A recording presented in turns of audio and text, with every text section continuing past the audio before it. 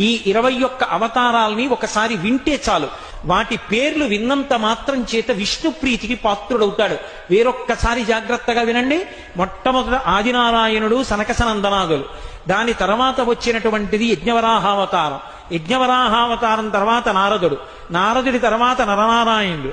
నరనారాయణుల తర్వాత వచ్చినటువంటిది కపిలావతారం.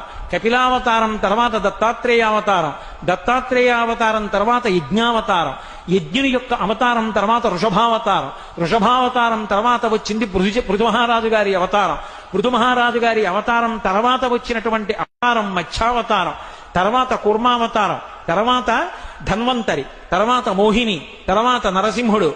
తర్వాత వామనమూర్తి. తర్వాత పరశురాముడు. తర్వాత రాముడు. తర్వాత బలరాముడు. బలరాముడి తర్వాత కృష్ణ భగవానుడు. కృష్ణ భగవానుడి తర్వాత బుద్ధావతారం. బుద్ధావతారం తర్వాత కల్కి అవతారం.